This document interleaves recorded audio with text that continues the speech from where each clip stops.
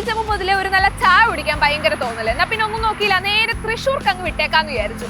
ഈ എറണാകുളത്ത് കിട്ടാത്ത എന്ത് സ്പെഷ്യൽ ചായയാണ് തൃശ്ശൂർ കിട്ടുന്നത് എന്നൊന്ന് ചിന്തിച്ചിട്ടുണ്ടാവും അല്ലേ? ഇതൊരു വലിയ കഥയാണ്, വഴിയെ പറഞ്ഞുതരാം. എന്തായാലും ഞാൻ തൃശ്ശൂർ പോകുന്നു എന്ന് പറഞ്ഞത് കേട്ടത് മുതൽ രണ്ടുപേര് ബാഗ് ഒക്കെ പാക്ക് ചെയ്ത് എന്റെ കൂടെ വണ്ടി കയറിയിരിപ്പുണ്ട്. എന്തായാലും നമ്മൾ 3 പേരും കൂടെ നമ്മുടെ യാത്ര ഇവിടെ തുടങ്ങുകയാണ്.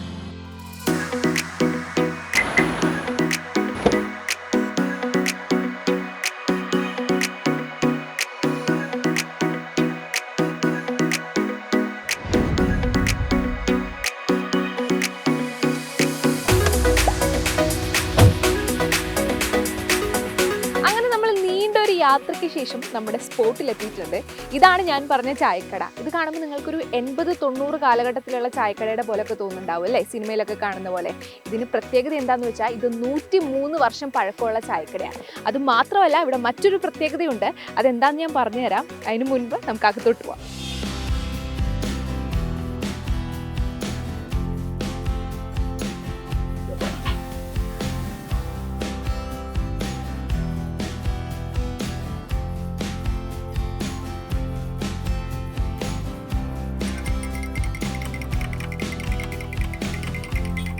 ഇവിടുത്തെ ചായക്കും ഒരു പ്രത്യേകതയുണ്ട്.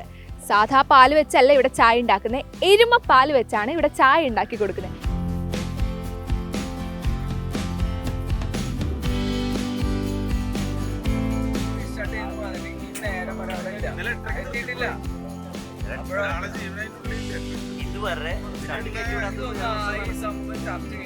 മാധവൻ ചേട്ടന്റെ ചായക്കട എന്ന് പറഞ്ഞാലാണ് ഈ ചായക്കട അറിയുക. ഇപ്പം മാധവൻ ചേട്ടന്റെ മോൻ സുനിയാണ് ഈ കട നടത്തുന്നത്. അങ്ങനെ നമ്മൾ സുനി ചേട്ടൻ്റെ അടുത്ത് എത്തിയിട്ടുണ്ട്. ചേട്ടാ, 103 വർഷമായല്ലേ ഈ ഒരു ചായക്കട തുടങ്ങിയിട്ട്? അന്ന് മുതൽ ഈ എരുമപ്പാല് തന്നെയാണോ?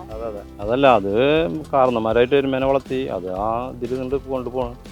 ഇപ്പോൾ ഇപ്പോഴും കൊണ്ട് നടക്കേണ്ടത് ഇതൊന്നും ഉണ്ടായിട്ടില്ല. കാരണന്മാർക്ക് ഇഷ്ടം ഇതാണ്, എരുമപ്പാലാണ് ചായ. ഈ എരുമപ്പാലിന് ഔഷധ ഗുണം കുറച്ച് കൂടുതലല്ലേ?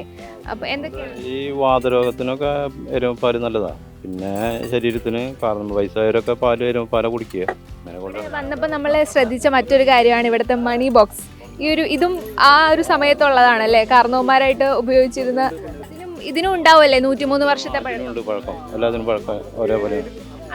അച്ഛൻ മുമ്പുള്ള അച്ചാച്ചനുണ്ടാവുന്നത്, അച്ചാച്ചനായിട്ട് നടത്തി വന്നതാ. അപ്പോൾ അച്ഛൻ പോയതിനു ശേഷം ഇപ്പം ഞാൻ കൊണ്ടു നടക്കുന്നത്. പ്രത്യേകത ഇതിനുണ്ട്, ഈ വെള്ളം വെക്കുന്ന ഈ കാടി, കുഴിതാളി എന്ന് പറയാതിന്.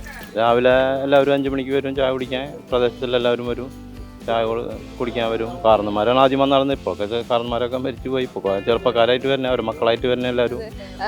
നാഷണൽ ലെവലാണെങ്കിലും നമ്മുടെ കേരളത്തിലെ രാഷ്ട്രീയപരമായുള്ള എല്ലാ കാര്യങ്ങളും ഇവിടെ രണ്ട് രീതിയിലും എനിക്ക് തോന്നുന്നു എല്ലാ രാഷ്ട്രീയ പാർട്ടിയുടെ അനുഭാവികളും ഇവിടെ ഉണ്ട്. അപ്പം അവരതനുസരിച്ച് ഓരോ വാഗ്വാദങ്ങളും ഇവിടെ നടത്തിക്കൊണ്ട് നമുക്ക് കേൾക്കുമ്പോഴും ഒരു രസമുണ്ട്. ഇവരിങ്ങനെ അപ്പം നമ്മൾ ഓർത്തു പോയതും നമ്മുടെ മീറ്റ് ദ എഡിറ്റേഴ്സാണ്. അപ്പം എങ്ങനെയാണ് ചേട്ടാ ഇവിടുത്തെ ചായയൊക്കെ കുടിക്കാൻ? ചായ കുടിക്കാൻ സ്ഥിരം വരുന്നതാണ്. ചായ കുടിയതിനൊക്കെ ഉപരി ഏറ്റവും പ്രൊഡക്റ്റീവായിട്ടുള്ള ഒരു ഡിസ്കഷനിലാണ് ഇപ്പോൾ ഈ തലമുറയിൽ ഏറ്റവും ചെറിയ ആൾ ഞാനായിരിക്കും വയസ്സുകൊണ്ട്. പക്ഷേ എനിക്കും കൂടെ പങ്കുചേരാൻ പറ്റുന്ന രാഷ്ട്രീയത്തിൻ്റെ ഒരു എൻസൈക്ലോപീഡിയാണ് ഈ സ്ഥലം. ഇവിടെ വരിക, ഇരിക്കുക എന്നുള്ളത് ചായ പ്ലസ് ഇൻഫോർമേറ്റീവാണ്. അപ്പോൾ എല്ലാവർക്കും വന്നില്ലെങ്കിൽ എന്തോ പ്രശ്നമാണ്.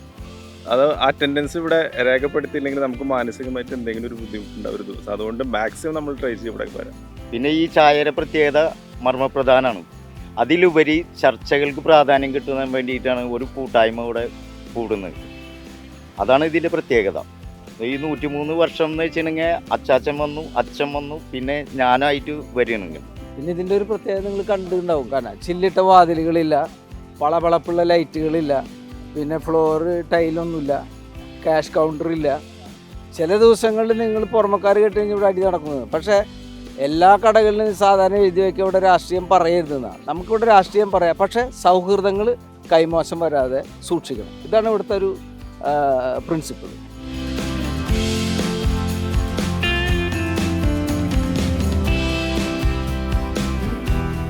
എൻ്റെ പുറകിൽ കാണുന്ന ഈ എരുമകളെ കണ്ടോ? ഈ എരുമകളുടെ പാലാണ് ഈ 103 വർഷം പഴക്കമുള്ള ഈ ഒരു ചായക്കട, തൃശ്ശൂർ പാടൂരുള്ള ഈ ചായക്കടയിൽ കൊടുത്തുകൊണ്ടിരിക്കുന്നത്.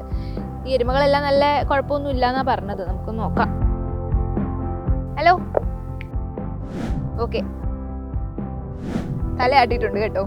ഈ ഒരു കട രാവിലെ 5:30 മുതൽ ഇവിടെ സ്റ്റാർട്ട് ചെയ്യും. അത് കഴിയുമ്പം ഒരു 9 മണിക്ക് വരെ ആയിരിക്കും. അതിനുശേഷം വൈകിട്ട് 3 മണി തൊട്ട് 6 മണി വരെ ഈ ഒരു ചായക്കട, ആ ഒരു വൈബ് ഇവിടെ കാണാൻ പറ്റും. എന്തായാലും നമ്മളിവിടുന്ന് യാത്ര വീണ്ടും തിരിക്കുകയാണ്. വീഡിയോ ജേർണലിസ്റ്റ് ഫെബിനോടൊപ്പം reporter Jency Jacob, in reporter, Thrissur.